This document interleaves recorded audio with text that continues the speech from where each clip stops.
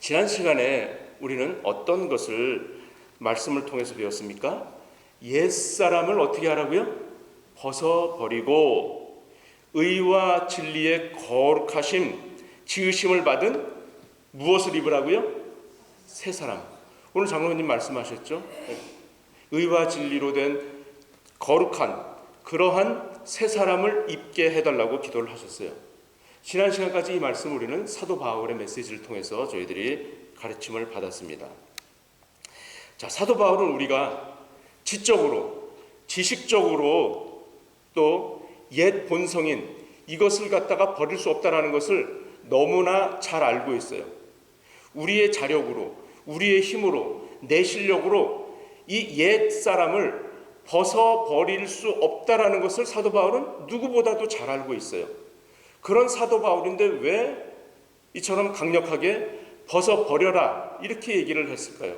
그리고 왜 새 사람을 입어라 내가 할 수 없음에도 불구하고 그렇게 사도 바울이 가르침을 줬을까요? 사도 바울은 우리 힘으로 내 실력으로는 할 수 없는 것을 알지만 내 의지를 가지고서라도 내 주 안에 계시는 그리스도를 모시고 힘써서 이것을 지켜 행하라라고 했던 것입니다. 그래서 오늘 이제 본문에서 그렇다면 이제 의와 진리로 거룩함을 입은 새 사람의 그러한 모습, 새 사람의 행실이 과연 어떠한 것인가를 오늘 본문에서 이제 말씀을 하고 계십니다. 자, 오늘 본문을 보면요, 이 사도 바울의 글은 어쩌면 그렇게 글이 짧으면서도 서로 대비를 시켜가면서 말씀을 했는지 또 보실 수가 있는데요. 먼저 거짓을 버리고 무엇을 말하라고요?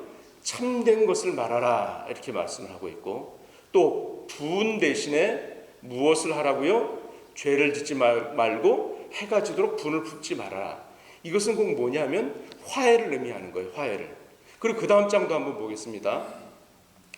도적질 하던 자는 도적질을 하지 말고 빈궁에 처해 있는 자들을 구제하라. 선한 일을 하라 이거예요. 그리고 또 마지막으로 더러운 말은 하지 말고 어떻게 해요? 덕을 세우는 선한 말을 하라 이렇게 말씀을 하고 있습니다. 요 네 가지의 네 쌍의 윤리에 대해서 지금 사도 바울이 저희들에게 가르치고 있습니다. 먼저 거짓을 한번 보겠습니다. 거짓.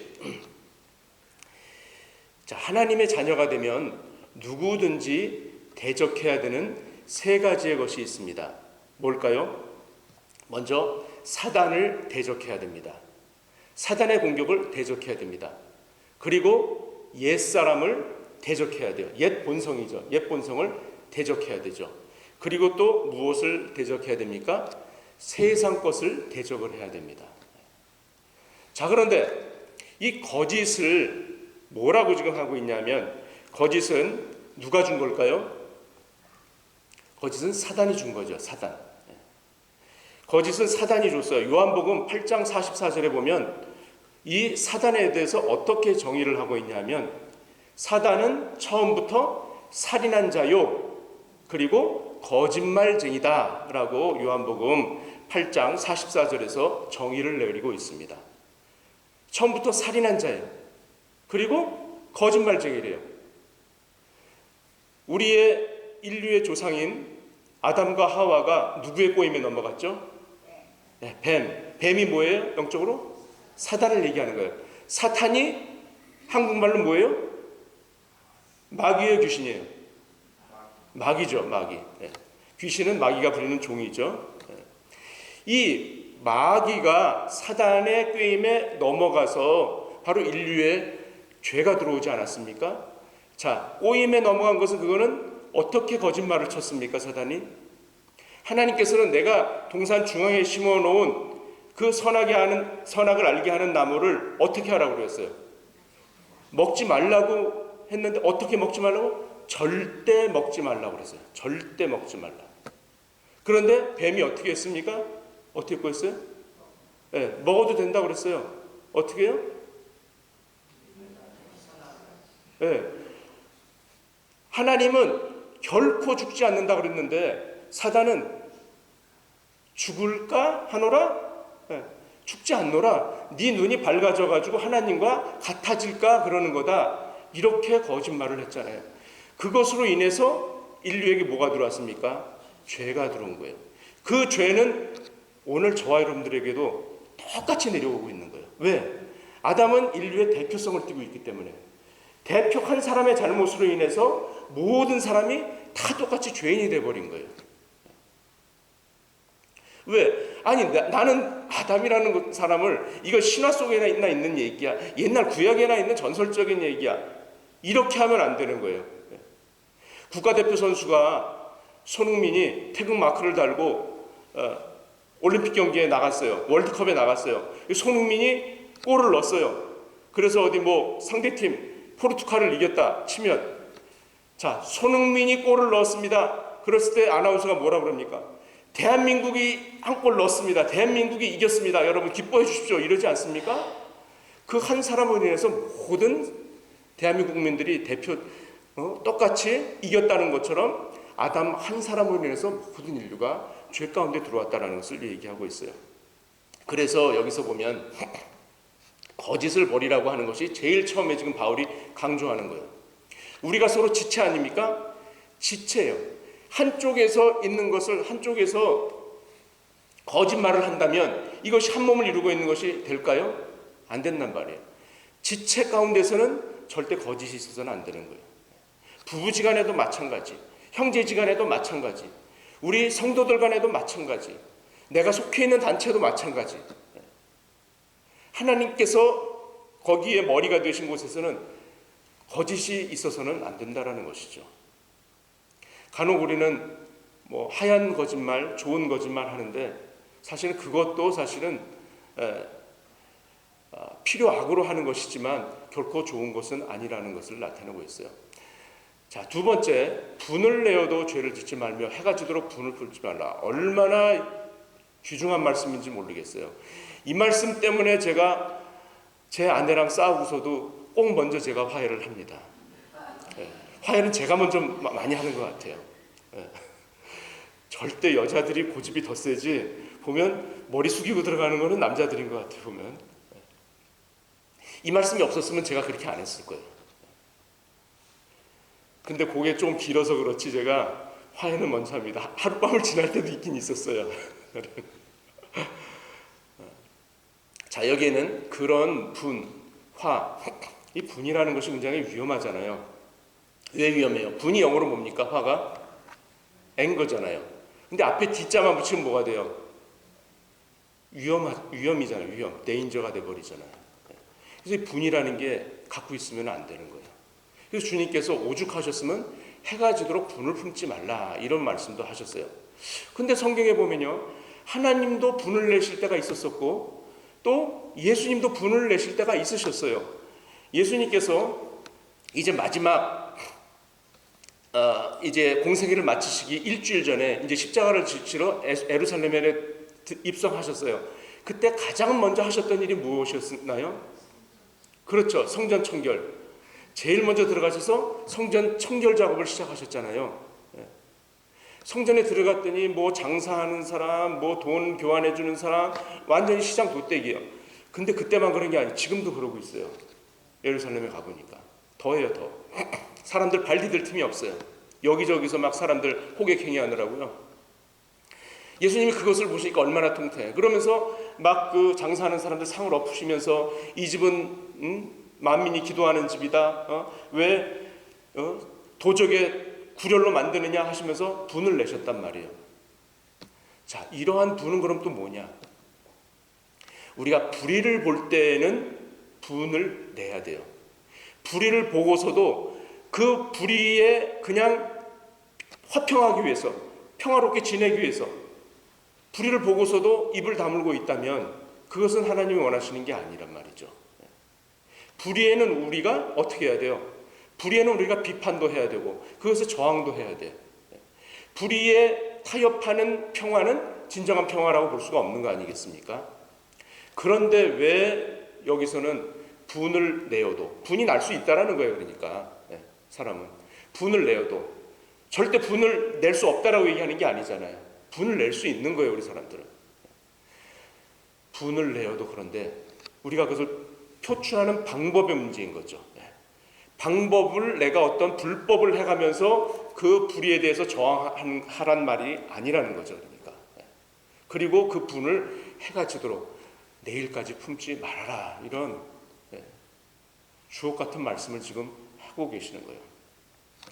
자, 그리고 도적질에 대해서 또 나와 있지 않습니까? 이 도적질은 뭐 여러 가지 뭐 다 포함되겠죠. 우리가 여기서 도적질하는 사람은 아무도 없지만 이런 건 참 그런 어떤 정치인들이나 그런 거를 볼 때 저희들이 생각하게 하는 게 많죠. 그래서 내 배를 먼저 채우는 것이 아니라 그리고 스스로 벌은 것 가지고 내가 벌은 것 수고해서 벌은 것 가지고 어려운 이들을 도우라, 선한 일을 하라 이런 말씀이에요. 그리고 또 더러운 말은 입 밖에도 내지 말고 오직 덕을 세우는데 소용대로 선한 말을 내서 듣는 자들에게 은혜를 끼치게 하라 말씀이 있죠. 그래서 잠언 25장 11절에서도 어떤 말씀을 하고 있습니까? 경우에 합당한 말은 아로 새긴 은쟁반의 금사관이라. 얼마나 멋진 말입니까? 잠언 25장 11절에 있는 말씀이에요. 경우에 합당한 말은 아로 새긴 은쟁반의 뭐라고요? 금사과다. 얼마나 이쁘고 멋있겠어요. 그러니까 모두들 다 좋아하게 만드는 거예요. 그러니까 여기서 덕을 세우는 그런 선한 말을 하는데 어떤 분들은 이게 지나쳐가지고 그냥 가가지고 그냥 그 뭐라 그래 알랑거린다 그러나요? 알랑방구한다 그러는 거 있잖아요. 너무 그렇게 지나치게 하는 것은 그건 오히려 상대를 갖다가 인격적으로 좀 모독하는 거가 되겠죠. 그렇게 하는 것이 아니라 덕을 세우는 대로 좋은 말, 칭찬하는 말 그런 말을 하라는 거죠. 늘 아시는 목사님께서 잘 쓰시던 표현이 있었어요. 어떤 어린아이가 있는데 요즘 사람들이 점점 얼굴이 작아지더라고요. 막 얼마나 막 조막 같은지 탤런트들 보면 얼굴이 막 작잖아요. 그런데 옛날에는 이렇게 머리가 큰 아이들이 많았어요. 그래서 큰 아이들 보면 좋은 말로 얘는 이렇게 머리가 커요? 자기는 이제 좋은 말로 했는데 근데 그렇게 얘기하는 것보다는 장군감이네 이렇게 말을 하는 거죠. 얼마나 이게 덕이 되고 좋습니까? 듣는 사람도 기분이 좋고요. 이렇게 우리 지체들 간에는 이렇게 하라라는 이 네 가지의 어떤 윤리적인 측면을 말씀을 하고 있습니다. 자, 그런데 이어서 어떤 말씀이 나오느냐 30절에 하나님의 성령을 뭐하게 하지 말라고요? 근심케 하지 말라. 성령을 근심케 하지 말래요. 지금 새 사람을 입은 저와 여러분들 가운데는 누가 계시다고요? 성령께서 계세요. 그리스도를 주인으로 모신 우리들은 성령께서 내주하고 계세요. 그런데 성령을 근심하게 한단 말이죠. 이게 의문이에요. 아니 사도 바울은 몰라서 이랬을까요? 1987년에 기독교계에 센세이션한 일이 있었어요. 뭐냐면 여러분들 잘 아시는 아마 들어보셔서 아실 거예요. 기윤실이라는 단체가 탄생을 했습니다. 기독교 윤리실천운동본부라는 이름도 거창한 이런 본부가 탄생을 했어요. 이때 누가 주축이 됐었냐면 여러분들도 잘 아시는 손봉호 교수, 이만열 교수 이런 분들이 이 개신교 시민운동단체를 설립을 했어요. 이유는 뭐냐면 당시 사회가 너무 혼란하고 부패하니까 우리 기독교인들만이라도 좀 정직해보자. 좀 윤리적으로 도덕적으로 세상 사람들보다 좀 나아보자. 이런 의미에서 이 단체를 갖다가 세웠었어요. 그런데 한 30여 년이 지난 후에 이 손봉호 박사가 창립총회에서 어떤 얘기를 했냐면 기윤실 운동은 실패했습니다. 라고 고백을 했어요. 이 운동이 실패했습니다. 30년 동안 이 운동을 펼쳐왔지만 더 나아진 게 하나도 없습니다. 정직해지지 않았고 기독교인들이 더 검소해지지도 않았고 더 절제도 하지 않았습니다. 이러면서 손봉호 교수가 고백을 했어요. 자, 그러면 그 후로부터 또 시간이 좀 흘렀어요. 지금도 어떻습니까? 결코 세상은 더 바뀌어지지 않았어요. 무엇을 갖다가 손봉호 교수가 얘기한 겁니까? 스스로 시인을 한 거예요. 기독교는 윤리 도덕을 강조해도 아무리 강조해도 바뀌지가 않는다라는 거예요. 세상은. 참 사도 바울도 똑같아요. 이 몰라가지고 이 지금 얘기를 했으니까 거짓말하지 말고 분내지 말고 도덕질하지 말고 더러운 말 하지 말고 이 몰라서 이 말을 했을까요? 바울이? 너무나도 잘 알아요. 우리 인간들을. 그런데도 성령을 근심하게 하지 말래. 이러한 것을 하게 되면 성령께서 근심을 하게 되시잖아요. 우리 가운데. 그런데 여러분들이나 저나 어때요? 안 되는 거려. 아니 조금 나한테 싫은 소리 하는 사람이 누가 있다 그러면 누가 그래 나한테? 어떤 놈이 그래? 어떤 XX가 그래? 막 이렇게 막 분부터 나잖아요. 내가 다음에 만나면 그냥 안 둬. 뭐 이러면서 분부터 내잖아요. 제일 또 가까운 사람한테 상처도 많이 준단 말이죠. 제가 도대체 이 말씀을 준비하면서 도대체 우리 성도들에게 무엇을 도대체 내가 강조를 해야 될까? 아니 나도 그렇게 못 사는데 이거를 내가 어떻게 성도들에게 강조를 할 수 있을까? 이 마음이 드는 거예요. 나도 못 사는데. 곰곰이 제가 생각을 했습니다. 곰곰이 생각을 하다가 마음속에 문득 그런 음성이 들렸어요. 네가 전도할 때를 한번 생각해봐라. 그런 음성이 들렸어요. 그래서 하나님 도대체 전도할 때 생각하는 거랑 이게 도대체 무슨 상관입니까? 아무런 연관성을 찾지 못하겠어요. 이번 주에 제가 목요일부터 갑자기 목이 잠기기 시작하면서 목감기가 들어왔어요. 그래서 혹시나 코비드가 아닌가 테스트도 해봤는데 다행히 음성이 나왔고요. 목이 잠겨서 제가 금요일날 성경 공부를 제가 패스를 했어요. 송구하다는 말씀을 드리고 금요일날 성경 공부를 이번에 못했습니다. 그리고 토요일날 아침에도 나올 수 있을까 했는데 다행히 열은 떨어져가지고 나오게 되고 오늘 하나님의 특별한 은혜로 이렇게 설교를 할 수 있도록 목소리를 다시 허락해 주셨어요. 얼마나 감사하죠. 자, 그러면서 이 아픈 가운데서 말씀을 더 이상 진전을 못하고 준비를 하는 가운데 전도할 때를 계속 생각을 해봤습니다. 전도할 때를 생각하니까 제가 전도하기 전에는 그 전날 전도지를 집에다가 꼭 먼저 갖다 놔요. 전도를 아침 일찍 나가니까 집에다 갖다 놔야 되잖아요. 그걸 안 갖고 온 날은 제가 그 전날 밤에도 한 2번 잊어버리고 와가지고 밤에도 2번 와가지고 전도지 다시 챙겨간 적이 있어요. 교회 다시 와서. 그래서 전도지 챙기고 또 전도할 그 물품 그런 거를 챙겨요. 그리고 이제 스티커를 다 붙이고 이제 그것을 이제 저희 아내와 둘이 이제 해서 다 가방까지 싸놓고 문 앞에다가 이제 딱 놓습니다. 그러고서 이제 잠을 좀 일찍 청해요. 그래서 이제 그 다음 날은 좀 아무래도 일찍 일어나잖아요. 날이 더우니까 좀 일찍 요새 이제 전도를 하러 나갔으니까요. 전도할 때를 가만히 생각해 보니까 제가 전도할 때는 굉장히 친절하더라고요. 여러분들에게 대할 때보다 더 친절하게 돼요. 그리고 제가 더 웃더라고요. 가만히 있을 때는 별로 안 웃잖아요, 사람들이. 저도 역시 마찬가지예요. 가만히 있을 때는 그냥 뭐 곤란 사람 같이 가만히 있어요. 우리 한국 사람들 특징이 그렇잖아요. 근데 전도할 때는 제가 처음부터 웃으면서 있어요, 그냥. 계속 입을 이렇게 좀 벌리고. 웃으면서 친절하게 하고 또 제가 고개를 숙이더라고요. 또 허리를 낮추고. 그리고 또 선한 말을 하더라고요. 전도하는데 좋은 말로 해야 될 거 아니에요. 좋은 거를 주는데도 주는 사람이 더 친절하게 하고 더 좋은 말을 하게 되잖아요. 상대방이 받든 안 받든. 그걸 가만히 생각하니까 그렇구나. 전도할 때는 내가 하나님을 더 의식을 하고 있었구나. 전도 안 할 때는 그만큼 하나님을 덜 의식을 하고 있었구나. 이것을 깨달은 거예요. 바로 뭐냐면 하나님을 의식하는 삶, 이게 바로 성령님을 근심하게 안 하는 삶이더라고요.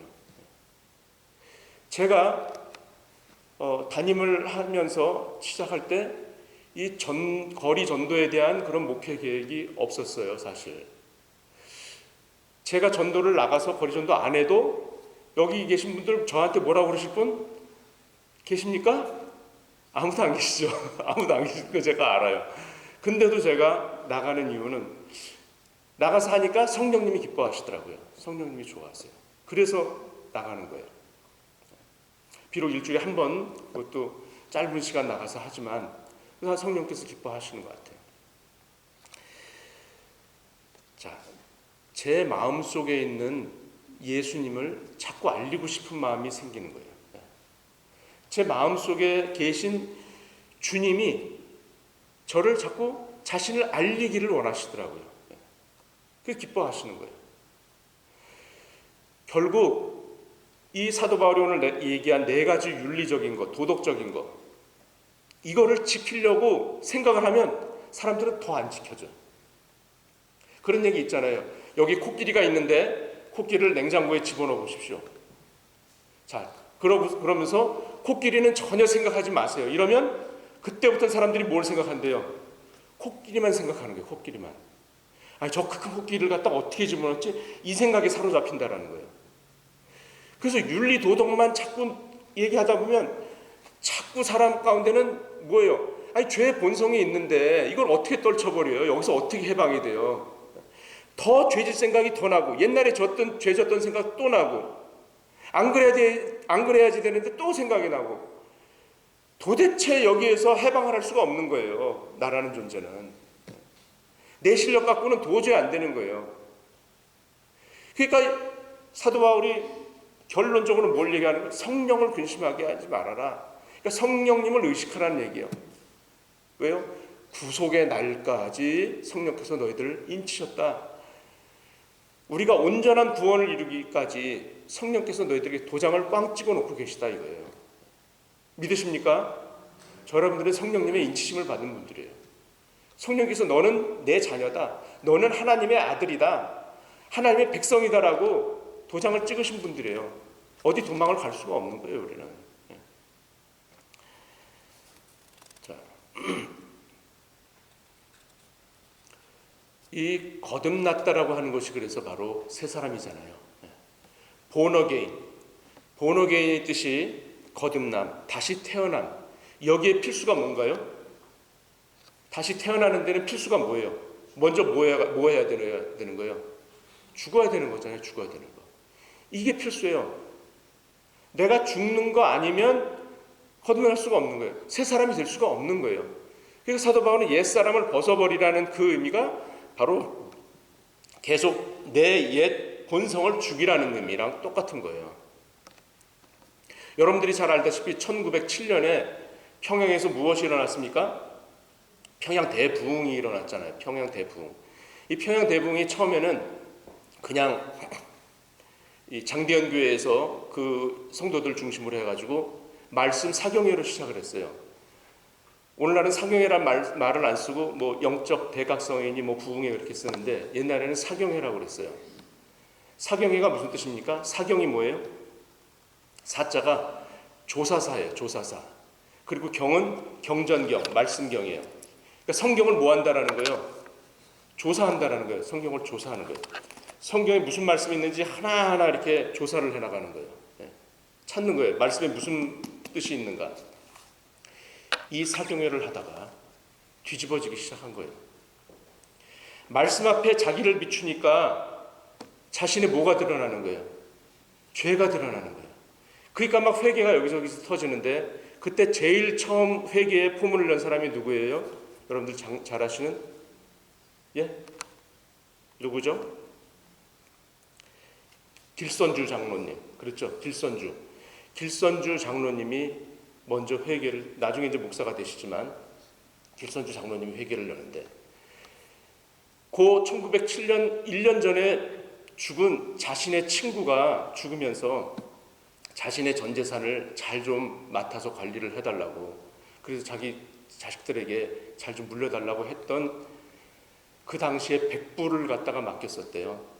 근데 그 100불을 자기가 갖고서 내놓지 않고 있었다는 것을 갖다가 울면서 600명이나 되는 사람 앞에서 그걸 갖다가 다 얘기를 한 거예요. 그러면서 통회 자복을 시작을 했어요. 제가 죄인입니다 그러면서.